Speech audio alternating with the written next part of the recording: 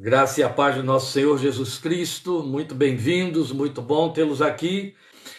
Boa noite, Deus te abençoe, que nos dê um tempo de graça na sua presença. Hoje eu vou ocupar um pouco mais do seu tempo, atrasar ainda mais a sua janta, porque fecho o capítulo 5, pretendo, e aí, sem poder abusar das cordas vocais, nós vamos avançar dentro do capítulo 5, não só porque é o fechamento aí na parte 14 de Gálatas, mas por conta do assunto que é abordado pelo apóstolo de suma relevância para a nossa confissão, em especial nestes dias de tão grande desafio para a vida espiritual e a área de santificação pessoal do crente.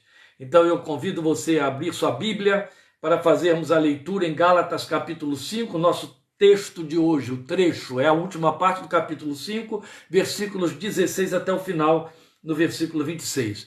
Gálatas 5, 16 a 26, e diz assim a palavra de Deus. Por isso digo, vivam pelo Espírito, de modo nenhum satisfarão os desejos da carne, pois a carne deseja o que é contrário ao Espírito, e o Espírito o que é contrário à carne. Eles estão em conflito um com o outro, de modo que vocês não fazem o que desejam. Mas se vocês são guiados pelo Espírito, não estão debaixo da lei. Ora, as obras da carne são manifestas: imoralidade sexual, impureza e libertinagem, idolatria e feitiçaria, ódio, discórdia, ciúmes, ira, egoísmo, dissensões, facções, e inveja, embriaguez, orgias e coisas semelhantes. Eu os advirto, como antes já os adverti. Aqueles que praticam essas coisas não herdarão o reino de Deus. Mas o fruto do Espírito é amor, alegria, paz, paciência, amabilidade, bondade, fidelidade, mansidão e domínio próprio. Contra essas coisas não há lei. Os que pertencem a Cristo Jesus crucificaram a carne com as suas paixões e os seus desejos. Se vivemos pelo Espírito, andemos também pelo Espírito. Não sejamos presunçosos, provocando uns aos outros e tendo inveja uns dos outros. Ora, meus irmãos, nós vamos abordar esta última parte deste capítulo. Você já acabou de perceber aí pela leitura a extrema relevância e importância desse trecho para nosso ensino e observação espiritual. Não preciso entrar em grandes detalhes para falar o que é óbvio entre nós. Esta é uma das partes mais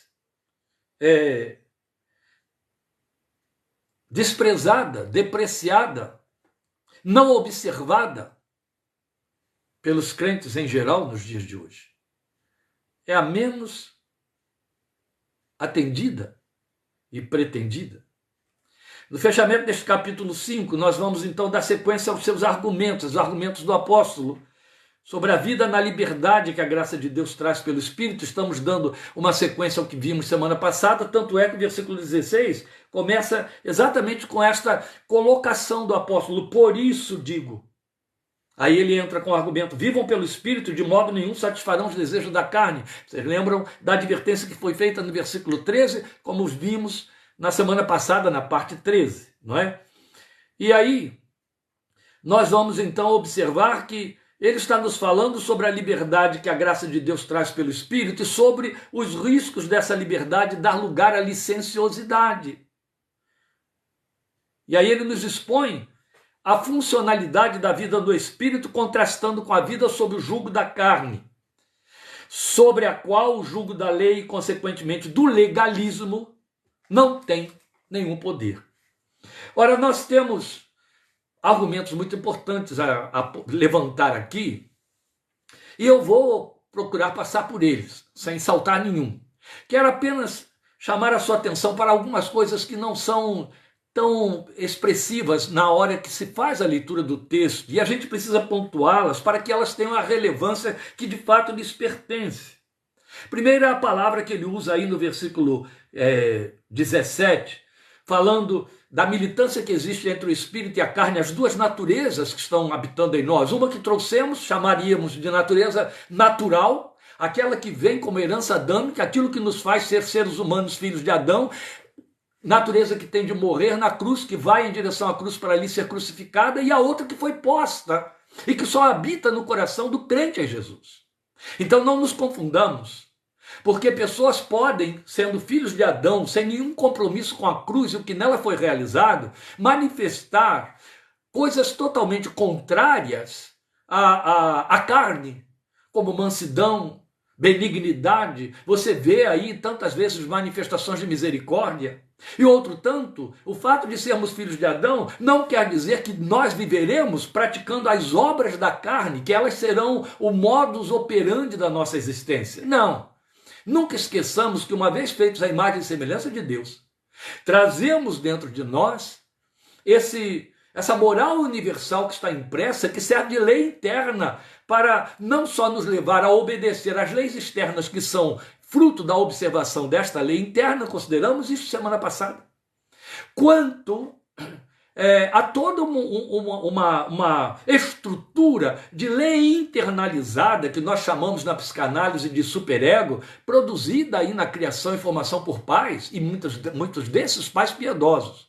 A outro tanto sabemos também que um grande número, a porta larga, caminha por aquele espaço da licenciosidade de que Paulo fala aqui e ataca no versículo 19. Então eles vivem na plenitude do que chamamos de obras da carne. Também vale lembrar que os que não vivem na plenitude de obras da carne e os que vivem comprometidos com o fruto do Espírito transitam ou dão espaço às manifestações carnais.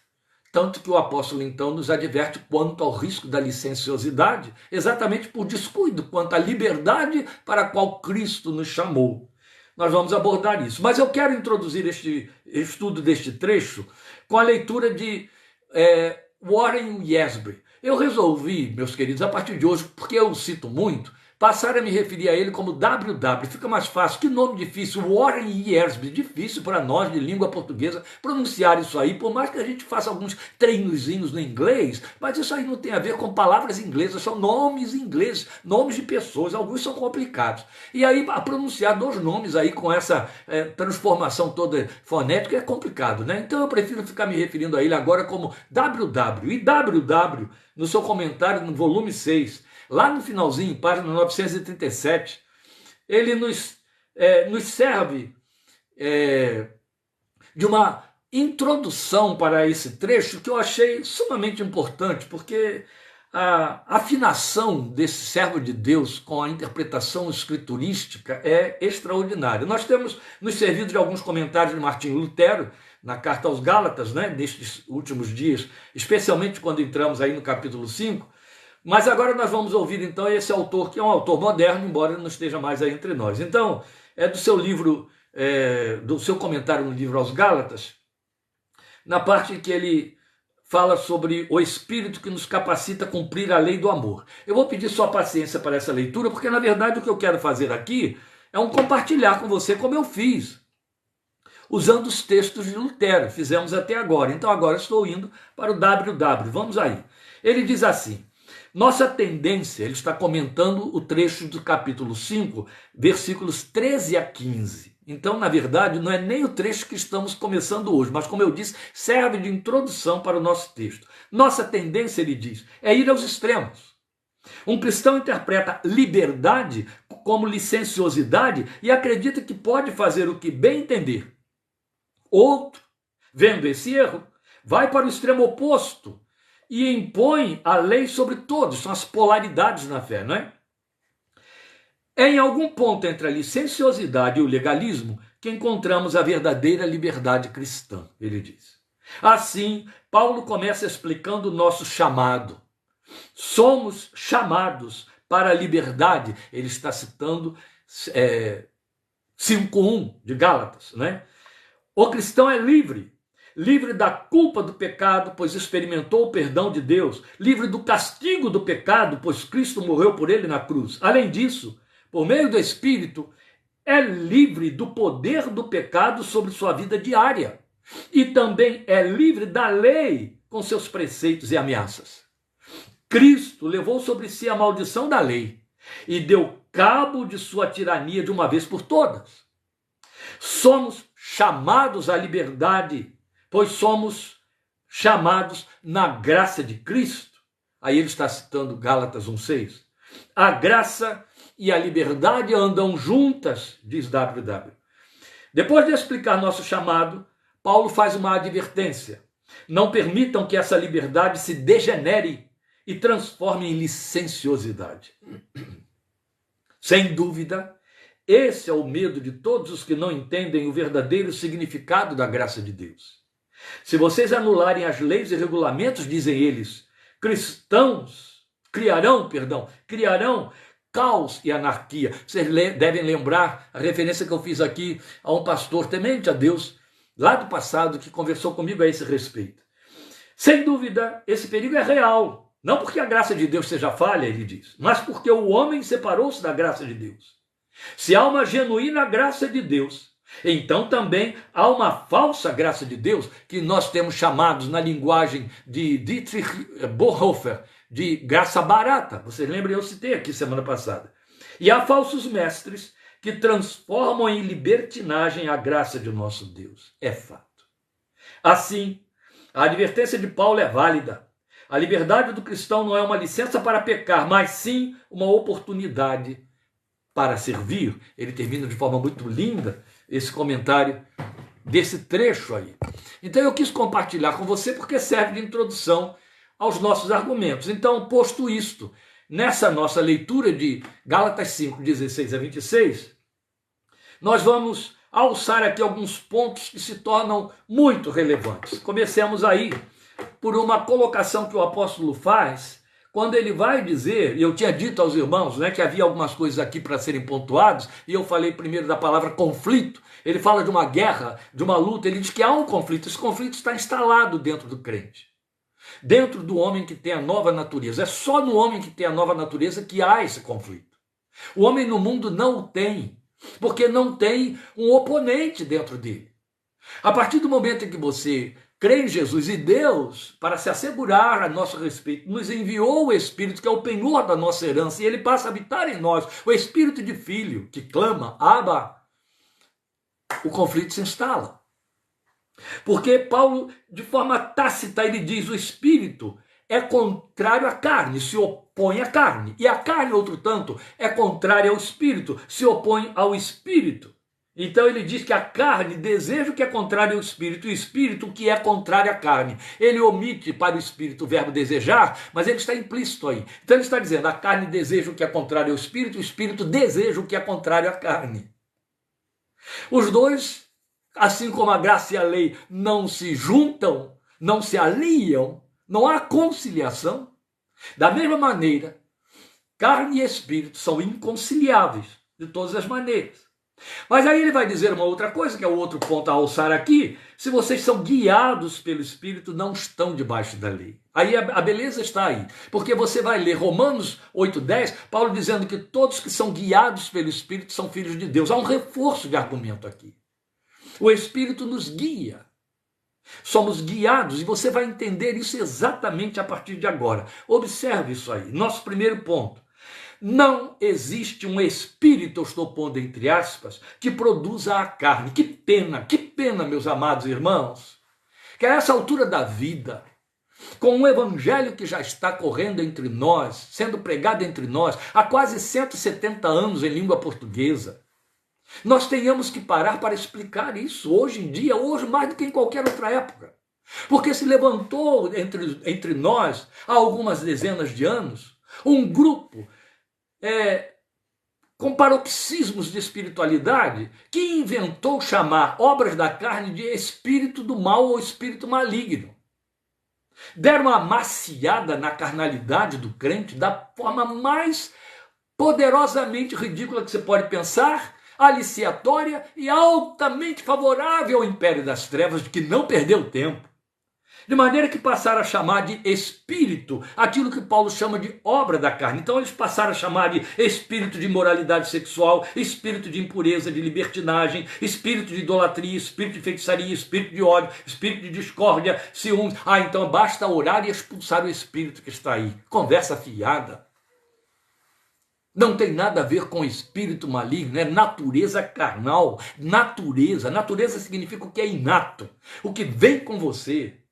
Pode até ser que Satanás, eu acho que ele não perderia tempo, se aproveite dessas tendências da nossa natureza para nos tentar em cima dela, para que nos mantenhamos nela, para que a alimentemos, para que vivamos para a morte. Mas não que ele as produza, elas são nossas.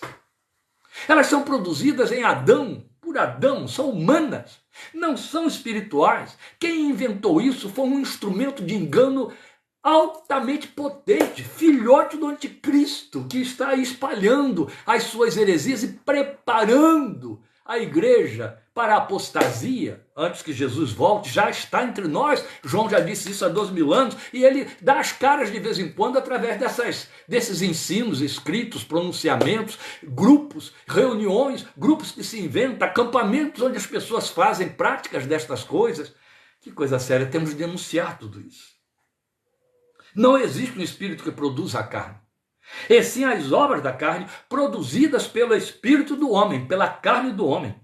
Então Paulo pontua 15 delas, mas mostra que a lista não para aí. Ele encerra no versículo 20, versículo 21, aliás, coisas semelhantes a essas, e coisas que as seguem, coisas semelhantes a essas, depois de ter pontuado 15.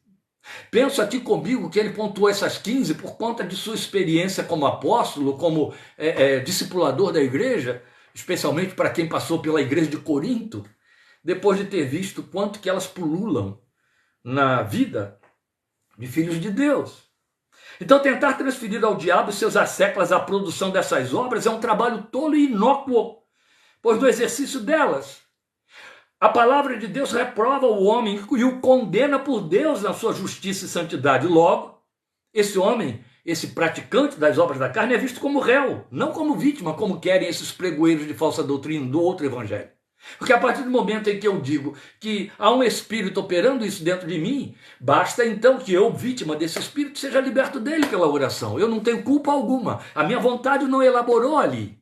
Eu fui seduzido, conduzido por algo que estava trabalhando dentro de mim. Aí foram inventando muitas coisas. Na fileira disso aí vieram com maldição hereditária, que você, na verdade, está vivendo desse jeito, que você herdou isso lá do pecado do seu avô, do seu bisavô, ou do seu pai, de sua mãe, por aí. Então, com isso, o homem deixou de ser vítima, deixou de ser réu para passar a ser vítima. Mas, na verdade, ele é réu. Ele é o produtor e elaborador de suas obras, das obras da carne, sob as instâncias da sua natureza carnal. Razão porque haverá um dia do juízo para julgar esses homens. E o próprio juízo de Deus já se manifesta. Paulo diz isso em Romanos capítulo 1. O juízo de Deus já se manifesta sobre esses que vivem na licenciosidade da sua carne. Ele sofre as consequências sobre si mesmos. Está escrito na palavra de Deus há 2000 anos. Fazer omissão destas coisas é simplesmente se tornar conivente com elas, da forma mais direta possível, mais explícita possível. Agora vamos a um segundo ponto. Enquanto a carne opera em obras, este é outro detalhezinho que a gente não percebe na leitura, e aí precisa ser alçado aqui para que isso produza ensino como deve acontecer. Enquanto a carne opera em obras, em contrapartida, o Espírito habita dentro do crente, levando a ele o seu jeito de ser, a sua essência, e o apóstolo dá isso o nome de fruto. Meus amados irmãos, eu tenho que parar em cima disso aqui, porque é uma informação sumamente importante. Você não acabou de me ouvir dizer, no versículo 18, Paulo falando, mas se vocês são guiados pelo Espírito, não estão debaixo da lei, e coloca o verbo guiar como sendo a ação do Espírito na vida do crente. Aí eu lembrei a você Romanos 8:10, onde Paulo diz que todos os que são guiados pelo Espírito de Deus, estes são filhos de Deus, para reforçar o fato de que o Espírito nos guia. Que linguagem é essa? Guia como? Ora, ele está dizendo aqui, mas o fruto do Espírito é. Por que ele usou a palavra fruto? A palavra karpos, do grego. Ele foi lá pegar essa palavra para colocá-la aqui como uma referência ao Espírito. É muito bonita a distinção da fraseologia. Quando ele se refere ao que é da carne, ele faz uma pluralidade. Ele chama de as obras da carne são. Quando ele vai se referir ao Espírito, ele diz, mas o fruto do Espírito está no singular. Porque lá está se falando, no caso da carne, está se falando de ações calcadas numa essência carnal. Mas aqui, ao falar de fruto, ou falar do Espírito, ele fala de fruto, ele fala de essência. Não fala de ações. Ai, que coisa interessante, ou que coisa complicada. Karpos é a palavra que ele usou, que traduz bem fruto. Mas há uma definição melhor nessa palavra. E isso explica por que ele diz que nós somos guiados pelo Espírito. O que sumamente karpos vai significar e que foi traduzido por fruto? Karpos significa aquilo que é produzido pelo esclarecimento. Que lindo que isso é. Talvez seja novidade para um grande número aí, entre nós, entre os queridos que estão nos ouvindo. Pode não ser para todos. Há pessoas que se debruçam sobre o texto, pesquisam, se esclarecem, já têm sido ensinados há dezenas de anos nas suas igrejas. Mas para um bom número, ainda mais que esse é um daqueles textos, né, colocados de lado porque cria desconfortos, isso pode não ser, isso pode ser novidade total. Mas guarda isso, quando Paulo fala de fruto do Espírito, ele põe no singular, porque ele está falando da essência. E aí, mais significativamente, fruto é aquilo que é produzido pelo esclarecimento. Isso quer dizer, em termos práticos, que uma vez que o Espírito de Deus, procedente do alto, que gerou você pela palavra, passou a habitar dentro de você, passou a fazer moradia, transformou o seu corpo em seu templo. Na linguagem de Paulo em 1 Coríntios 6 e 2 Coríntios 6 também.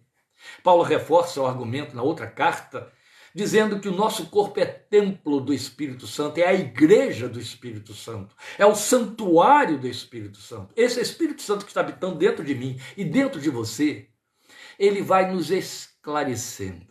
Ele vai mostrando as contrapartidas para a carne. O que ele está dizendo? A carne está te trazendo uma adaga. Eu tenho uma espada para você derrubar essa adaga dele. A carne está te trazendo um revólver. Eu tenho um canhão para você derrubar esse revólver. Primeira coisa que ele faz, ele nos esclarece. O que significa isso? Ele põe luz onde está havendo entenebrecimento.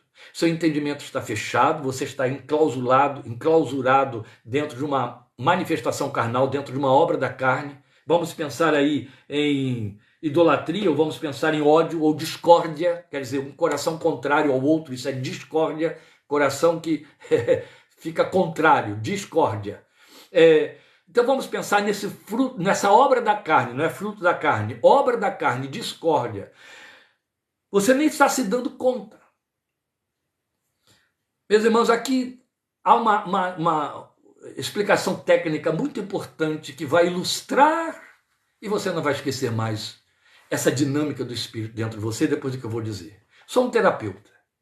Como terapeuta, aprendi a usar os recursos da palavra de Deus como conselheiro para uma técnica chamada psicologia ou psicanálise que eu fui catar na faculdade.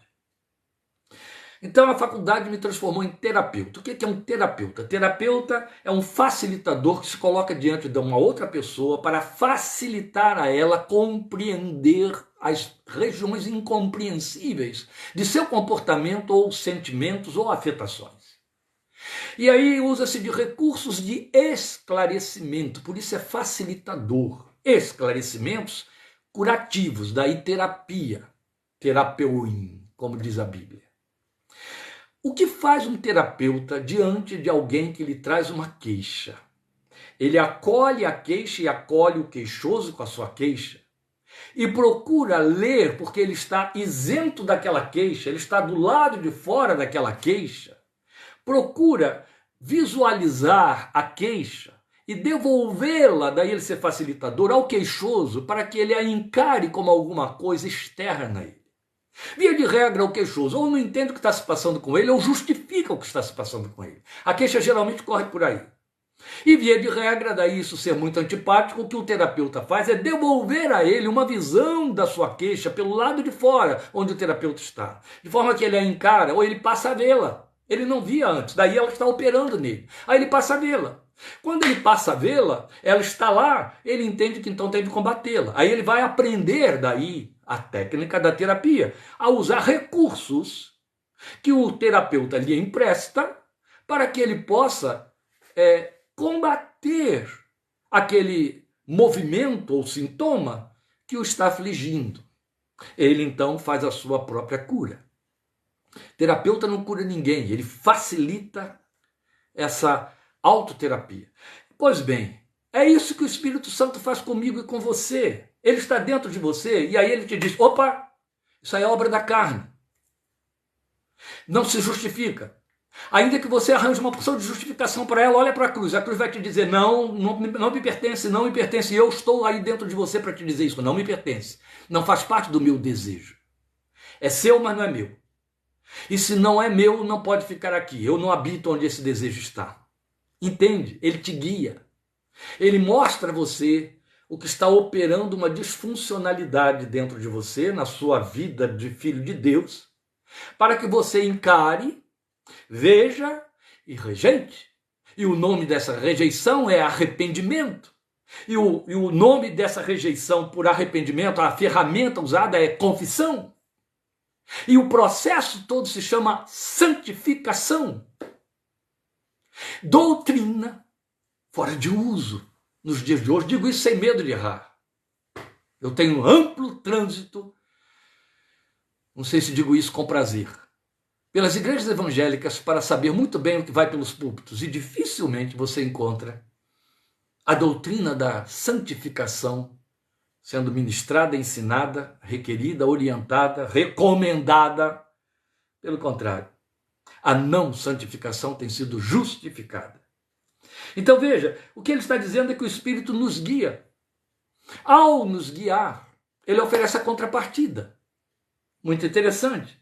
Não há uma ordem para colocar aqui, em hipótese alguma. O fruto do Espírito é amor, aí alguém vai dizer, já muitos disseram, Paulo está dizendo que o fruto do Espírito é amor, as outras coisas são desdobramentos do amor. Que queiram assim. Mas na verdade ele está pondo cada um no singular. O fruto do Espírito é amor, o fruto do Espírito é alegria, o fruto do Espírito é paz. Trazendo de trás para diante, o que ele está dizendo é isso aqui, ó. Domínio próprio é fruto do Espírito, mansidão é fruto do Espírito, fidelidade é fruto do Espírito, bondade é fruto do Espírito, amabilidade é fruto do Espírito, paciência é fruto do Espírito, paz é fruto do Espírito, alegria é fruto do Espírito, amor é fruto do Espírito.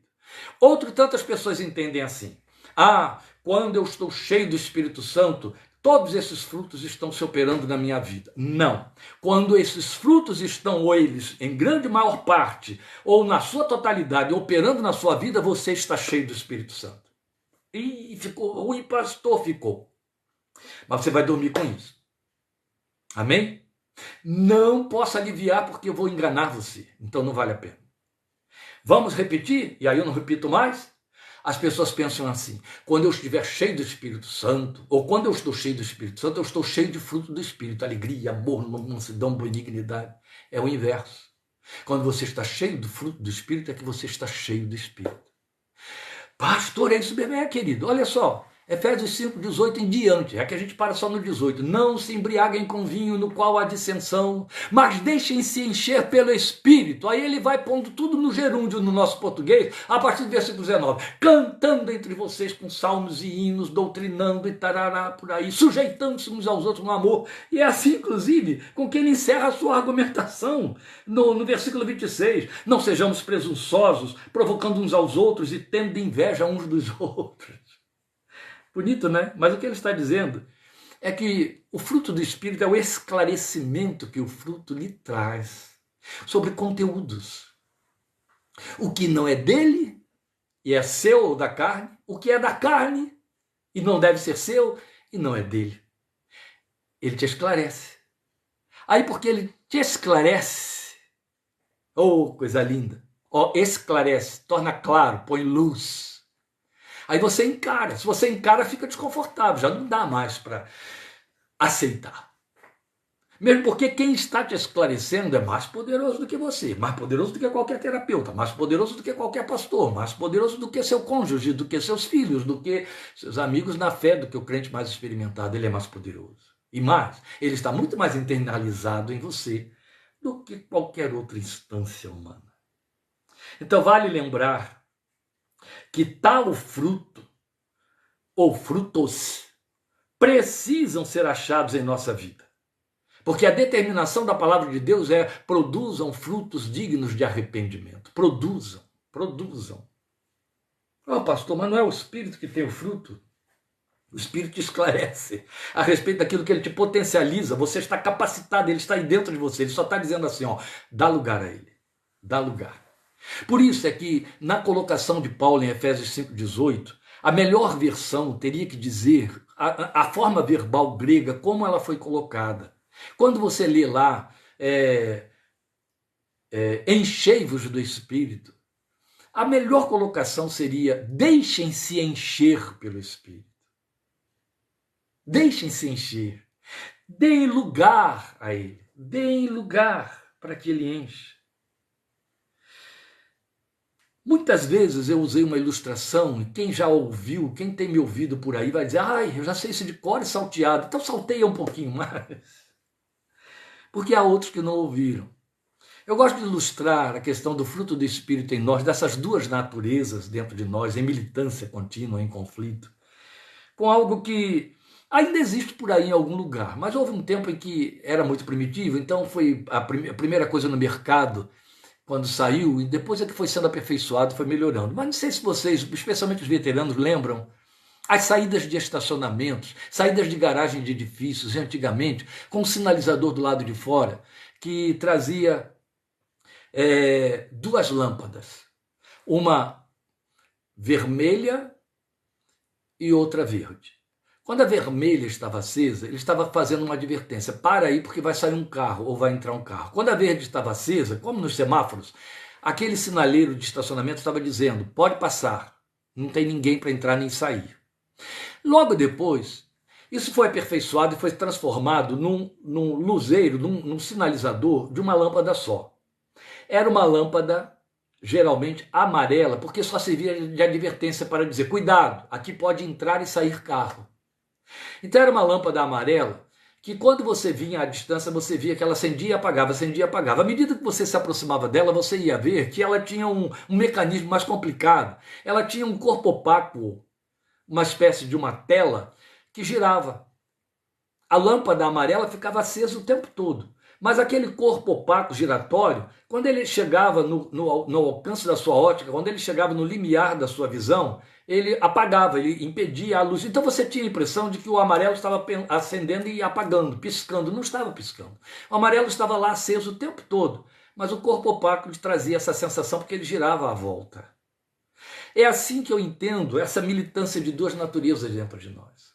O Espírito habita dentro de você, ele está aí e vai ficar com você até o dia da eternidade, até o dia que ele vai te apresentar diante do trono.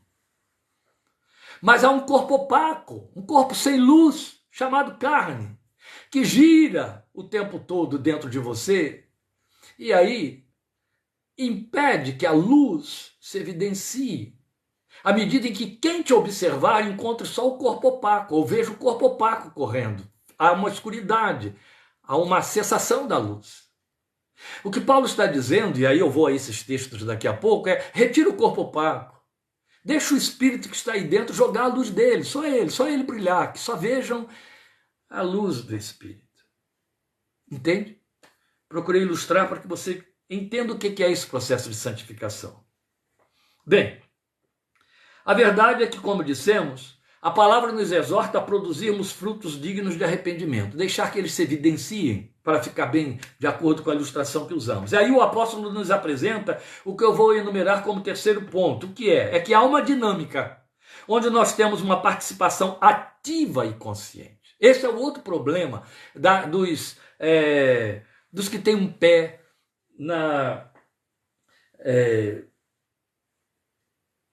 nos liberais, no liberalismo. Os que têm um pé no liberalismo, eles entendem que o Espírito está aí dentro de você, a graça te alcançou, a gente chama de graça barata, então tudo já está pronto. Você não tem que fazer nada, está tudo aí dentro, você é de Deus, é verdade, e você está sendo santificado pelo Espírito, quer você saiba disso, quer não saiba, as coisas estão acontecendo, está tudo bem como Deus quer.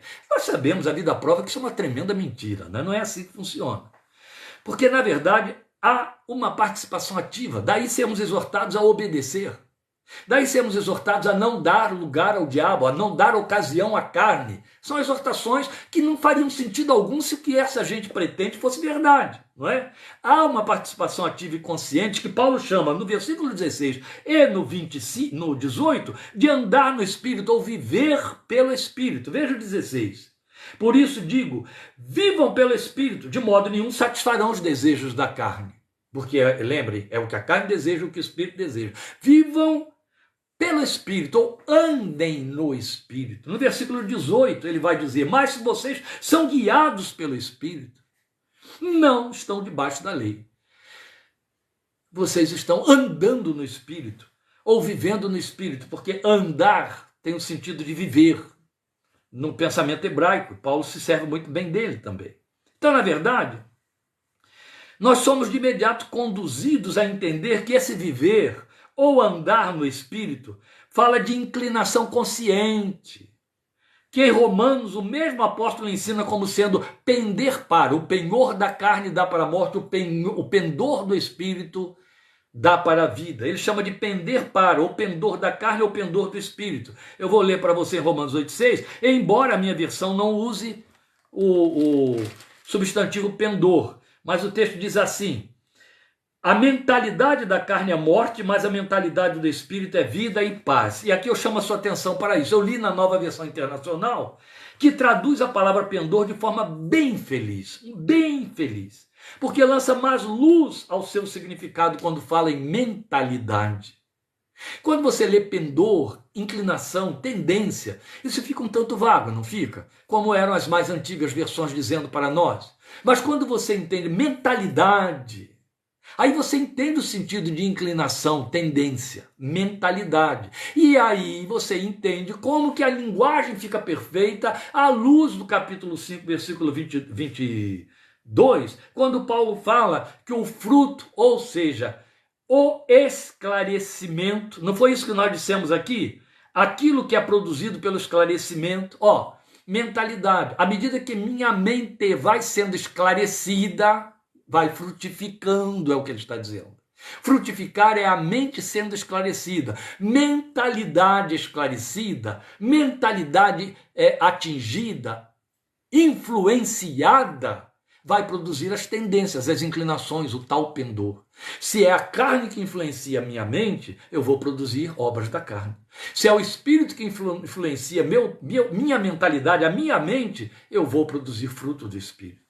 Percebe a dinâmica de santificação, como é que ela funciona, como que é a equação disso aí?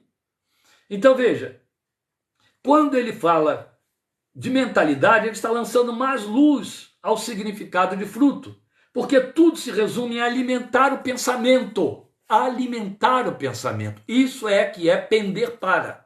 Inclinar-se a, ter tendência de, é alimentar o pensamento.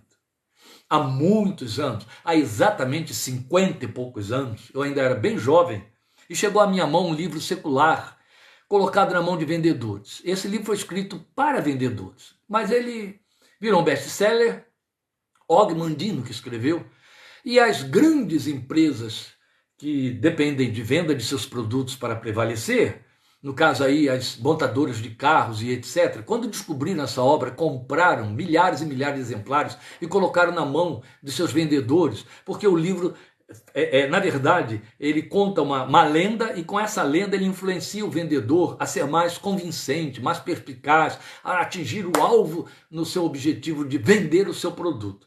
E o que o autor Og Mandino, dentre tantas coisas que disse naquele livro, que é O Catador de Lixo, esse é o nome do livro, catador de lixo para Deus, uma coisa assim, ou catador de lixo só. O que ele diz ali, bem interessante, é que ele fala exatamente assim, num tempo em que nós ainda não tínhamos microcomputadores e nem esse mundo de influência da internet que dá de lavada a mente do ser humano, especialmente já na tenra infância, e especialmente na pré-adolescência, na própria adolescência e na juventude, infectando.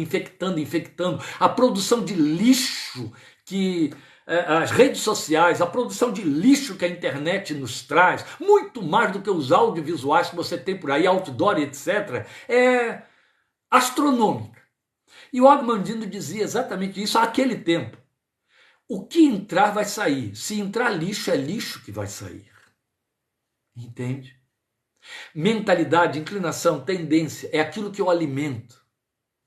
Olhem como é importante a advertência de Paulo, quando ele escreve, recomenda, não é nem advertência, é uma recomendação.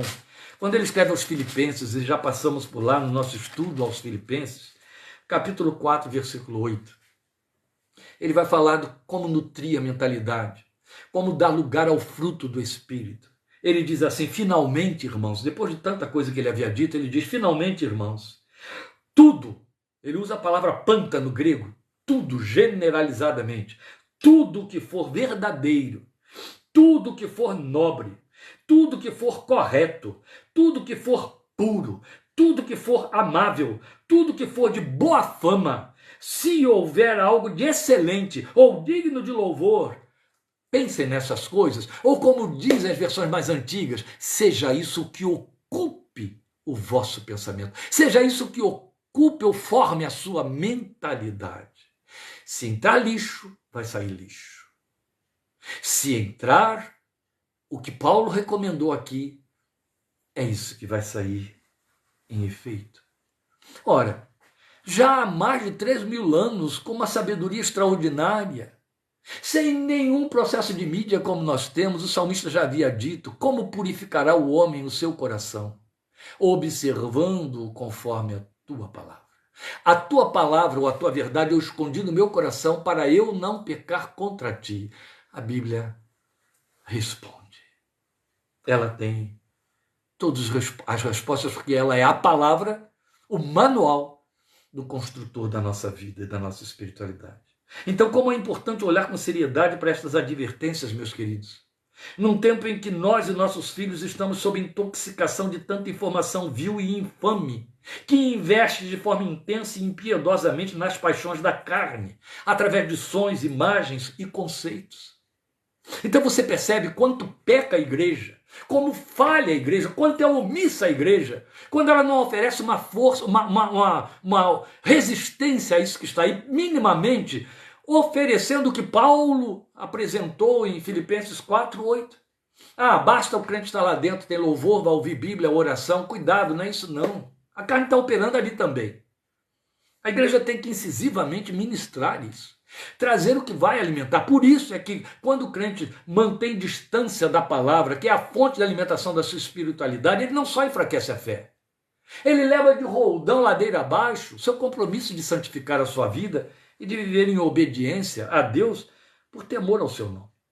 E isso tudo fica ainda muito claro quando a gente percebe uma associação que pode ser feita e deve ser feita entre Gálatas 5:25 e Romanos 6, de 11 a 14. Eu queria que você me acompanhasse, abrindo aí a sua Bíblia em Romanos 6, 11 a 14, especialmente porque, como eu vou ler na Nova Versão Internacional, e a sua versão, ela tem verbos diferenciados, construções diferentes da fraseologia de que eu me sirvo aqui na Nova Versão Internacional, é importante que você então acompanhe a leitura aí para que você não se perca, vá lendo junto. Mas veja, eu vou primeiramente ler Gálatas 5:25, que é o nosso texto, e depois eu vou associá-lo a Romanos 6, de 11 a 14. Em Gálatas 5:25 ele diz assim, se vivemos pelo Espírito, andemos também pelo Espírito. Ou seja, se eu tenho uma vida espiritual que foi produzida pelo Espírito lá do alto, eu tenho de andar de acordo com ele. É isso que ele está dizendo aqui em 5:25. Aí em Romanos 6, de 11 a 14, ele nos explica como isso deve ser feito. Ele diz assim, da mesma forma, considerem-se mortos para o pecado, mas vivos para Deus em Cristo Jesus. Portanto, não permitam que o pecado continue dominando os seus corpos mortais, fazendo que vocês obedeçam aos seus desejos. Paulo deixa claro que a carne habita o nosso corpo. Não ofereçam os membros do corpo de vocês ao pecado como instrumentos de injustiça. Antes, ofereçam-se a Deus como quem voltou da morte para a vida. E ofereçam os membros do corpo de vocês a Ele como instrumentos de justiça. Até ao versículo 14. Pois o pecado não os dominará, porque vocês não estão debaixo da lei, mas debaixo da graça. E isso nos leva, então, automaticamente ao nosso último ponto, que é o versículo 24 do capítulo 5 de Gálatas, onde ele diz assim: os que pertencem a Cristo Jesus crucificaram a carne com as suas paixões e os seus desejos. Quem lê este versículo, e eu vejo muitos crentes atrapalhados quando chegam aqui, daí tomarem distância de Gálatas 5. Quem lê este versículo achando que isto aqui é uma determinação absoluta, um absolutismo do evangelho, se atrapalha. É preciso compreender o que Paulo está dizendo, porque quando você lê os que são de Cristo crucificaram a carne com as suas paixões e os seus desejos, e você percebe que as paixões da carne e os seus desejos ainda operam em você, como Paulo mostra em Romanos 7, você conclui automaticamente: então eu não sou de Cristo ou eu não crucifiquei. Então é preciso ter cuidado para entender a linguagem do apóstolo, porque a Bíblia toda se completa, ela não pode ser explicada com textos isolados. Há uma hermenêutica aí onde você trabalha a homogeneidade da revelação. É uma mente só, ela nos contradiz. Então este texto não pretende dizer que uma vez nascidos de novo, nunca mais pecamos. Não é isso que ele está dizendo aqui. Pelo contrário.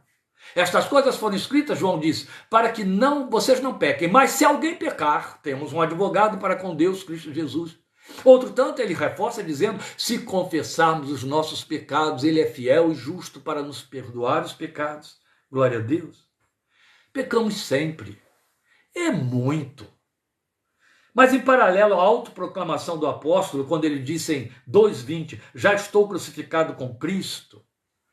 Lembra, ele disse isso em 2:20, já estou crucificado com Cristo. E aqui ele vai dizer: os que são de Cristo já crucificaram a carne com as suas paixões. Já estou crucificado com Cristo. Então, em paralelo, Gálatas 5:25 com Gálatas 2:20, Gálatas 5:24 com Gálatas 2:20, ter a carne e as suas paixões já crucificadas porque estamos em Cristo, significa não mais nem menos o que o apóstolo nos diz em 2 Coríntios 4, 10 e 11. É com que eu vou encerrar.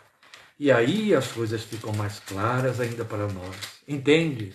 O entendimento de Gálatas 5:24, associado a Gálatas 2:20, os que são de Cristo crucificaram a carne com as suas paixões. Já estou crucificado com Cristo, de maneira que vivo não eu, mas Cristo vive em mim. Fica entendido, o significado disso fica entendido em 2 Coríntios 4, 10 e 11. Eu vou ler para você.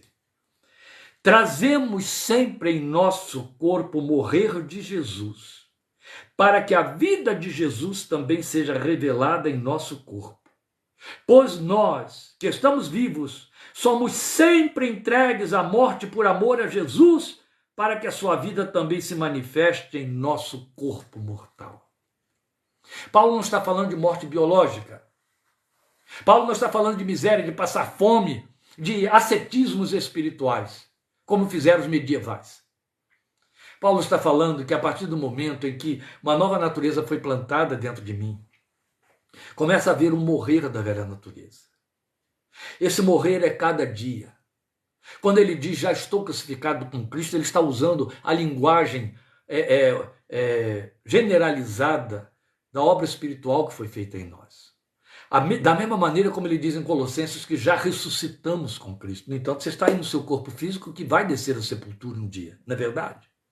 Mas ele declara, ele fala em termos espirituais. O que ele está dizendo é: o homem que está no mundo não tem compromisso com a cruz e está vivendo indefinidamente em Adão. Ele está vivendo em Adão, vivendo para si, vai morrer para si, vai morrer em si, vai morrer em Adão. Mas quando ele chega à cruz, quando ele entende o mistério da cruz, o sacrifício do Filho de Deus substitutivo em nosso lugar, crê nisso e se rende, ele começa a crucificar a sua carne ali. Começa a haver uma luta e ele está crucificando a sua carne. Infelizmente, os que não querem ter trabalho, os que estão com o pé comprometido em outro lado, decidem que porque uma pessoa entra no ambiente evangélico chamado igreja, está automaticamente santificado.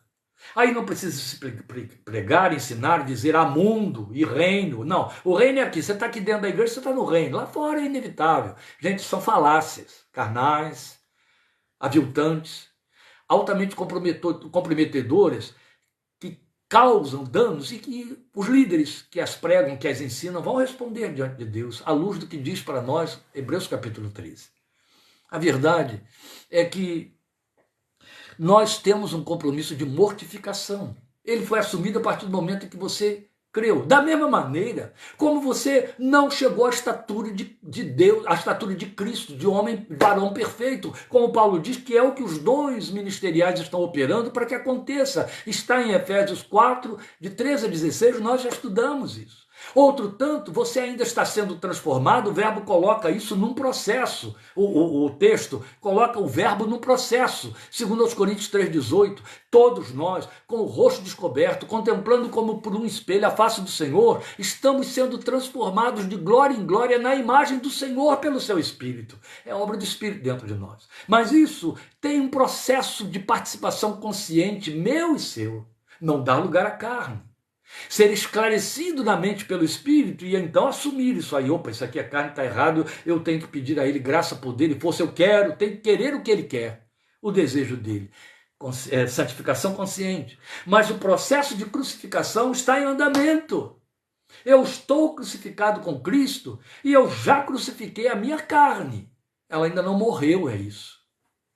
É bela a linguagem, porque quando Paulo fala de crucificação, não é só se referindo ao que ocorreu com Jesus ou ao que Jesus recomendou, tomem a sua cruz e sigam-me, mas ele está usando da alegoria do patíbulo romano, a execução romana, que era crucificar, porque na cruz, o agonizante, o condenado, ele agonizava durante muitos dias antes de morrer. Era raro que a morte surpreendesse o crucificado em poucas horas. Não, aconteceu com Jesus e só aconteceu com Jesus pelo poder de Deus. Mas você viu que os ladrões que estavam à sua volta tiveram que ter suas pernas partidas para que a morte fosse antecipada por conta da Páscoa dos judeus. Mas há relatos de crucificados que ficaram pendurados 11 dias agonizando. 11 dias. Alguns já sendo comidos por abutres, que já tinham se acostumado com o fato de que ali estava uma vítima que não tinha defesa, e do qual já poderiam se servir. Os relatos são macabros. Paulo está usando essa linguagem para dizer que estamos nesse processo, estamos pendurados na cruz, ainda não morremos, mas está havendo morrer. E aí eu encerro, e com isso realmente cumpri a minha ameaça, que eu te levaria hoje a atrasar sua janta, que já vai fazer 1 hora que estamos aqui, mas eu estou encerrando neste momento. Eu gosto de esclarecer, meus queridos, aqueles que se sentem angustiados por conta de fracassarem nas suas paixões e alvos, o que é muito comum, que a sua aflição de espírito, ela antes de tudo atesta o fato de que há duas naturezas em conflito dentro deles. É isso. Quando não há este conflito, isso não é indicador de que tudo está bem. Não. Pode ser perigosamente indicador de que somente uma natureza está operando, a qual a criatura pode estar muito bem acomodada. E aí eu me refiro à natureza carnal, aquela que nós herdamos de Adão e precisa ser levada à cruz para morrer. Nunca estaremos aquietados. O conflito está instalado e vai existir sempre. Romanos 7. E enquanto o conflito houver, dê glória a Deus, porque significa, primeiro, que há um combate, porque duas naturezas estão instaladas aí dentro. Glória a Deus. A natureza eterna, a natureza do alto, a natureza do espírito habita em você. Por isso você está inquieto, inquieta. Por isso você se vê várias vezes em falha e chora, e o nome disso é arrependimento, para provar que a sua vida está num curso espiritual de santificação pessoal. Deus seja louvado por isso. Amém? Amados irmãos, encerramos o capítulo 5 de Gálatas agora. Querendo Deus, quinta-feira, nós começaremos o capítulo 6, partindo para a última parte do estudo de Gálatas. Depois teremos um longo intervalo, antes de voltarmos a uma nova carta que eu vou comunicar, na qual já estamos começando a trabalhar. Então, observe, semana que vem começamos o capítulo 6 de Gálatas.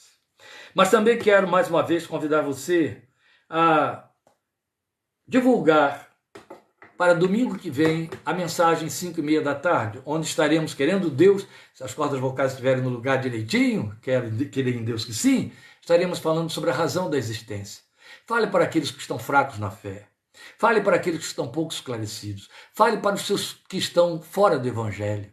Fale para os seus amigos que assistam, ou passe para eles depois, compartilhe e ore para que ouçam. É uma palavra conscientizadora.